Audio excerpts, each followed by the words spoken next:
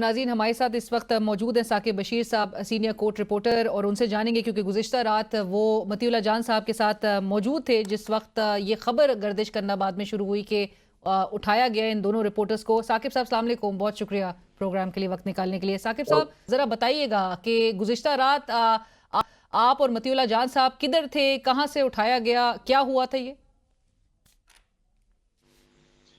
ہم وہ فیکٹس جو چیک کر رہے تھے کہ خاص طور پر کیونکہ جب سے یہ آپریشن ہوا جناح ایونیو پہ، تو اس کے بعد ایک فیک نیوز بھی تھی، مس انفارمیشن بھی تھی۔ کچھ لوگ جو ہے وہ آج کل جو ہے سوشل میڈیا پر بہت زیادہ ریلائی کرتے ہیں، لیکن ہم نے کوشش کی کہ پھر گورنمنٹ کی جانب سے کہا گیا کہ کچھ بھی نہیں ہے، تو ہم نے مطلب کا پورا دن لگایا کل صبح 9 بجے سے رات 11 ساڑھے 11 بجے تک کہ مطلب کنفرم ہوں بہت ساری چیزیں کہ کتنی ڈیڈ باڈیز آئیں، کس طرح اور کون سے علاقے سے تھیں، ان کی انجریز کیا تھیں، جو وہاں انجرڈ ہیں ان کی کیا کنڈیشن کیا ہے، وہ کہتے کیا ہیں، ڈاکٹرز کیا کہتے ہیں، اسی طرح وہاں کا سٹاف کیا کہتا ہے، جو 25-26 کی رات اور 26-27 کی رات کو کیا ہوتا رہا، دن کو کتنے لوگ آئے۔ تو یہ سارے وہ سوالات تھے جن کے ہم نے جواب جاننے کی کوشش کی، لیکن اگرچہ ان سوالات کے جوابات کے لیے پولی کلینک اور جو پیمز ہے ان کی ایڈمنسٹریشن نے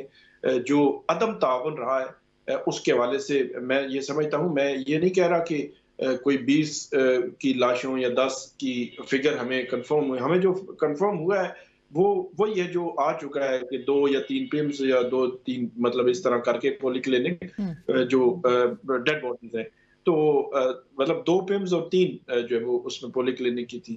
تو اس میں مسئلہ یہ ہے کہ اس میں مسئلہ یہ تھا کہ ہر چیز کنفرم ہونا، کراس چیک ہونا، مطلب ساری چیزیں تھی، تو اس میں تعاون نہ کرنا، انفارمیشن شیئر نہ کرنا، انفارمیشن کو چھپانا پھر آپ کی ایڈمنسٹریشن اور انتظامیہ پر بہت سوالات کھڑے کرتا ہے۔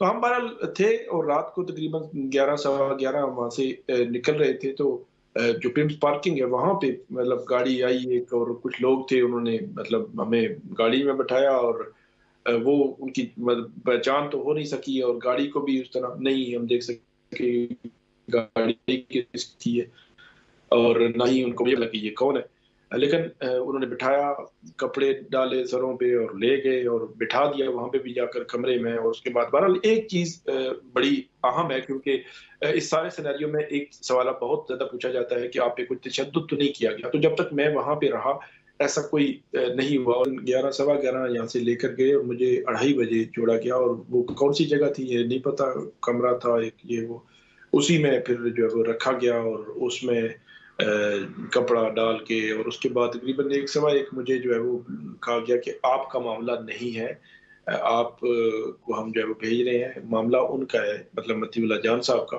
گمنام قسم کی کسی اسٹریٹ میں مجھے اتارا، رات کے تقریباً 3:15 کا ٹائم تھا۔ ثاقب صاحب آپ سے پوچھ گچھ کی گئی تھی؟ وہی میں بتانے لگا تھا کہ سوالات نہیں ہوئے۔ جو ایف آئی آر منظر عام پر آئی، ایف آئی آر جو سامنے آئی اور جس قسم کے ریڈیکولس چارجز لگائے گئے ہیں، جس قسم کی دفعات، دہشت گردی کی دفعات، نارکوٹکس کی دفعات کا جو یوز جو ہے وہ جو نظر آ رہا ہے، جو شامل کی گئی ہیں، نوئنگ مطیع اللہ جان صاحب اتنے کلوزلی، کیا آپ کا رسپانس تھا اس کو دیکھ کر؟ ایک تو جو وزیر اطلاعات ہیں، میرا خیال ہے ان کو کوئی بات کرنے، بولنے یا لکھنے سے پہلے اپنے کو سٹاف سے ہی پوچھ لینا چاہیے کہ ایکچوئل معاملہ ہے کیا۔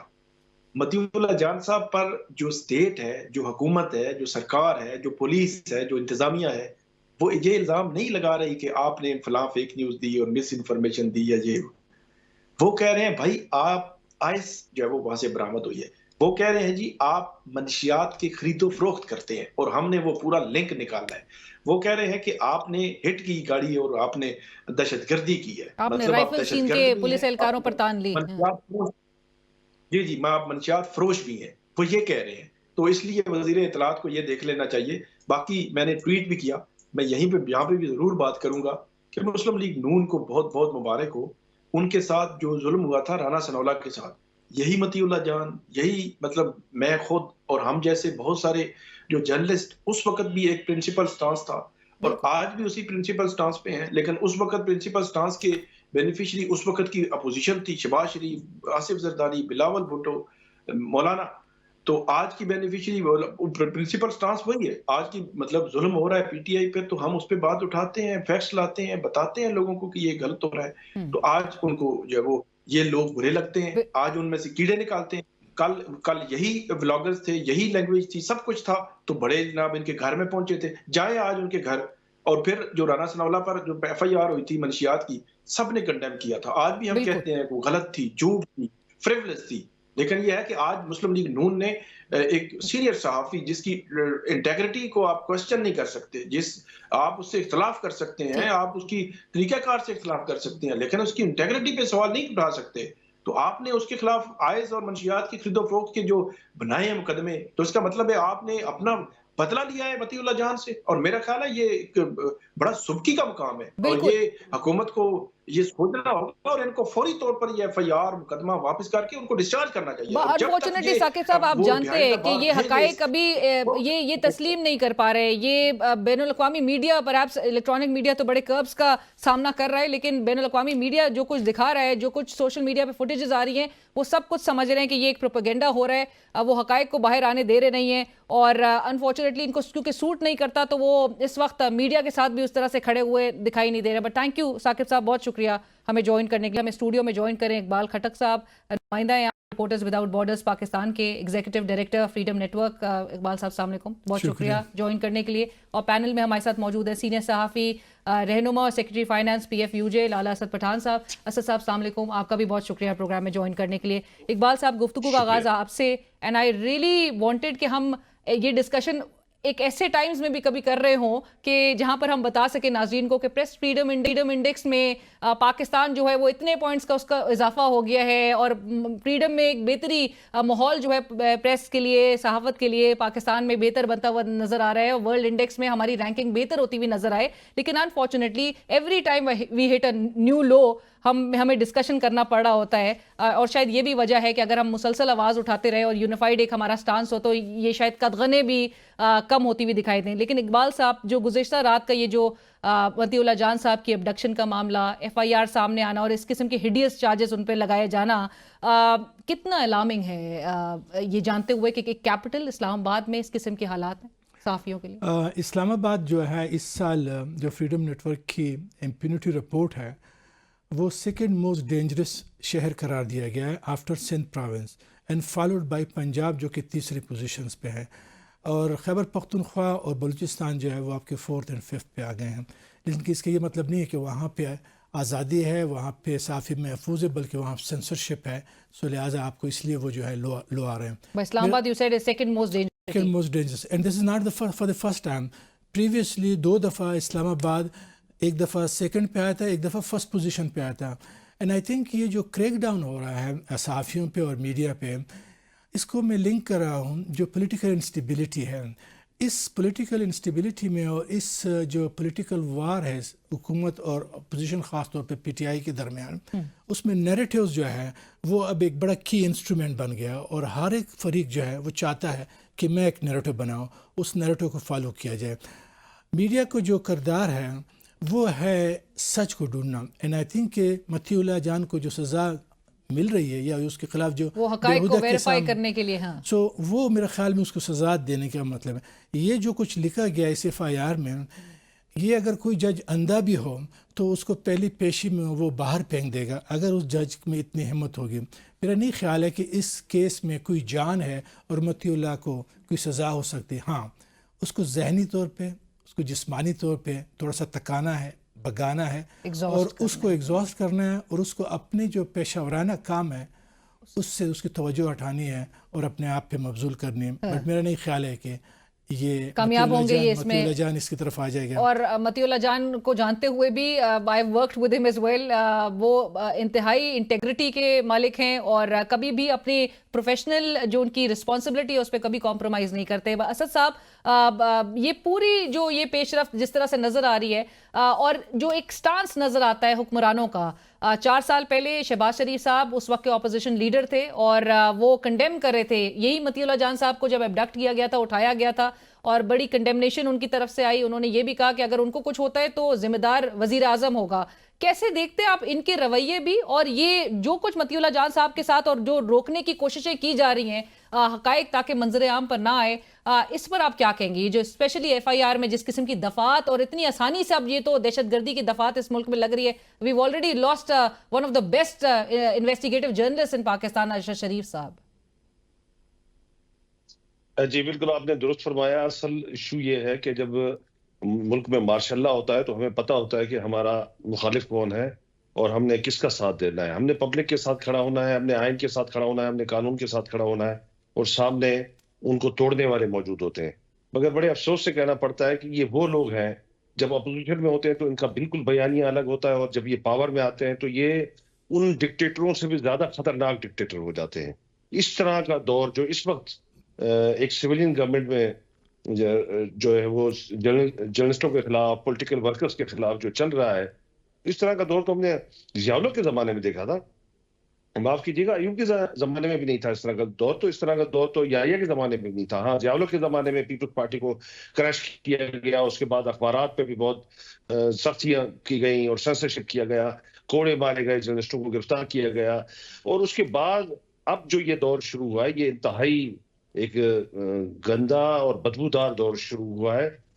اس میں جس طریقے سے مین اسٹریم میڈیا کا گلا گھونٹا جا رہا ہے، اور ان بیوقوفوں کو، ان حکمرانوں کو ایک بات سمجھ میں نہیں آتی کہ آپ فیک نیوز اور جو ہے وہ اس فیک نیوز کو روکنے کا ایک ہی راستہ ہے، صرف ایک راستہ، وہ آپ مین اسٹریم میڈیا کو مکمل طور پہ آزادی دے تاکہ لوگوں تک سچ جائے. جب سچ جائے گا تو آٹومیٹکلی فیک نیوز بنے گا. تو یہ بیوقوف انسان، یہ جو حکومت میں بیٹھے ہوئے ہیں، ان کو اتنا عقل نہیں ہے کہ اتنے عرصے سے سیاسی پارٹیوں میں بیٹھے ہوئے ہیں، حکمرانی کرتے آ رہے ہیں کہ آپ مین اسٹریم میڈیا کا جب گلا گھونٹیں گے تو آٹومیٹکلی سوشل میڈیا پر فیک نیوز کا دور بھی چلے گا اور اس سے ملک کو نقصان پہنچے گا. اسد صاحب جو کچھ یہ کر رہے ہیں اور یہ تواتر کے ساتھ جو کر رہے ہیں، جرنلسٹک باڈیز کو آپ ریپرزینٹ کرتے ہیں، پی ایف یو جے کو بھی، جرنلسٹک باڈیز کو کیا اپروچ اڈاپٹ کرنے کی ضرورت ہے؟ متی کا کیس کیا ہے؟ یہی کوشش ہے. شاکر عوان کا کیس کیا ہے؟ یہی کوشش ہے. اس سے پہلے ہمارے جرنلسٹ جو ہے وہ ارشد شریف کو جس بے دردی سے قتل کیا گیا، بہت سارے جرنلسٹ ہمارے جس وقت جلا وطن ہیں، ملک سے باہر ہیں، کچھ روپوش ہیں، روپوشی کی زندگی بسر کر رہے ہیں. تو ان حالات میں یہ ہمیں دبانے کی کوشش کر رہے ہیں، مگر ہم دبیں گے نہیں. Pakistan federal union of journalist کی واضح لائن ہے، اور اس پر ہم نے اپنا اجلاس طلب کر لیا ہے. متی کے خلاف جس طرح کا کیس داخل کیا گیا ہے، مسلم لیگ نون کے خاص کر کے مسلم لیگ نون تمام حکمرانوں کو، پرائم منسٹر سے لے کر آج رانا ثناء اللہ خود اس میں کیبنٹ میں موجود ہیں، ان کو شرم نہیں آ رہی تھی جب ان کے خلاف اس طرح کے بھونڈا ایک مقدمہ درج کر کے پی ٹی آئی کے طور میں درج کیا گیا تھا. آج وہی روایات وہ جرنلسٹوں کے خلاف بالکل، اور منشیات کے چارجز، نارکوٹکس کے، ٹیررزم کے جائیں گے لوگوں کے پاس. ایبسولوٹلی. اقبال صاحب، آج میں دیکھ رہی تھی کہ چاہے وہ یورپین ایمبیسڈر ہوں ٹو پاکستان اور یا جو کمیٹی ٹو پروٹیکٹ جرنلسٹ ہے، تمام جو انٹرنیشنل باڈیز ہیں وہ کنڈیم کر رہی ہیں. آرٹیکل 9 کا حوالہ دیا جا رہا ہے، 19 کا حوالہ دیا جا رہا ہے، اور ریز کیا جا رہا ہے سوال کہ مطیع اللہ جان کدھر ہیں. اور ایز آف ناؤ مطیع اللہ جان صاحب مرگلہ تھانے میں بھی موجود نہیں تھے، ان کو نامعلوم مقام میں جو ہے وہ منتقل. ان کی لائر ایمان مزاری صاحبہ نے جس طرح سے ٹویٹ کیا اور بتایا، یہ کتنا کنسرننگ ہے. اور جہاں پر ایک تاثر دیا جا رہا ہے وزیر اعظم شہباز شریف صاحب کی جانب سے کہ ملک میں ایک پروٹیسٹ کو اگر وہ آپریشن کے ذریعے ختم کروا دیتے ایک سیاسی جماعت کے احتجاج کو، جو کہ ان کا ڈیموکریٹک رائٹ ہے، اس پر بھی میں چاہوں گی آپ کو ضرور کامنٹ کریں کہ کانسٹیٹیوشنل رائٹس ڈینائی کرنا ایک تو وہ چیز، اور امن بحال کرنا پھر اس کا کریڈٹ لینا کہ ہم نے اگر پروٹیسٹ کو ختم کرایا تھرو این آپریشن تو وہ ہم نے ملک میں امن بحال کر دیا ہے، معیشت واپس سے ٹریک پہ آ گئی ہے، اسٹاک ایکسچینج جو ہے وہ لاکھ کی جو نفسیاتی حد ہے وہ عبور کر گیا ہے. آپ کو لگتا ہے کہ اس قسم کے اقدامات جو ہیں وہ انٹرنیشنل کنڈیمنیشن تو آٹومیٹکلی نہیں ڈرا کر لیتے؟ آئی تھنک کہ پاکستان پہ اس وقت ایک تلوار لٹک رہی ہے، اور وہ ہے یورپین یونین کی جو اسپیشل پریفرینشیل ٹریٹمنٹ ایگریمنٹ ہے، جی ایس پی پلس جو ہے، اس کے نیچے کوئی 22 ایریاز ہے جہاں پہ پاکستان نے اپنے کارکردگی کو بہتر بنانا ہے، اور اس میں ایک جو ہے وہ پریس فریڈم ہے، جرنلسٹ سیفٹی ہے. یہ دو اگر نہیں ہوتے تو وہ ابھی جو ہمارے لیے جو چیلنج بنے گا وہ یہ ہے کہ پہلے انگلینڈ جو تھا وہ یورپین یونین کا حصہ تھا، انگلینڈ سے زیادہ ایم پیز جو تھے وہ پاکستانی اوریجن الیکٹ ہو کے آتے تھے، وہ آپ کی طرفداری کرتے. اب وہ نکل گیا وہاں سے یورپین، اور آپ کی یورپین یونین میں جو ہے اس وقت پارلیمنٹ میں بہت کم حمایت ہے. میں سمجھتا ہوں کہ پاکستان جو اس وقت میڈیا کے حوالے سے جو پالیسی اپنا رہا ہے، اس میں اس کے اپنے اسٹریٹجک اور نیشنل سیکیورٹی کو خطرہ ہے. وہ کیسے؟ آپ کے لوگ اگر اپنے میڈیا پہ کچھ نہیں دکھایا جاتا، نہیں بولا جاتا، تو وہ دوسرے میڈیا کی طرف دیکھنا شروع کر دیں گے. اگر آپ کی عوام دوسری میڈیا اس کو انفلوئنس کر رہی ہے تو آپ سوچ لیں کہ آپ کی نیشنل سیکیورٹی کو کتنا خطرہ ہے. اور میرے خیال میں پھر آپ اس خطرے کو کسی بھی ریگولر ڈپلائمنٹ سے اور کمبیٹنٹ فورسز سے مقابلہ نہیں کر سکتے. جو اس وقت جو پاکستان میں ایک ہوپ میں جس کو دیکھتا ہوں وہ ہے social media. It's a last free frontier of information جس کو ابھی تک اس طرح قبضے میں نہیں لیا گیا ہے جس طرح ہم دیکھ رہے ہیں کہ اخبارات کو ٹی وی چینل رہی. جہاں تک جو ایک بات میں کرنا چاہتا ہوں وہ یہ ہے کہ میرے خیال میں ہمیں نو کہنا سیکھنا چاہیے. ہم جو ہے یس کر رہے ہیں اور وہ ہمیں پش کرتے رہیں. سو یہ جو ٹو سے نو یہ بڑا اہم ہے. دوسرا میں سمجھتا ہوں کہ صحافیوں کو خود اور خاص طور پر Pakistan federal union of journalist اور باقی جو سول سوسائٹی ہے ہمیں ٹرین کرنا ہے صحافیوں کو.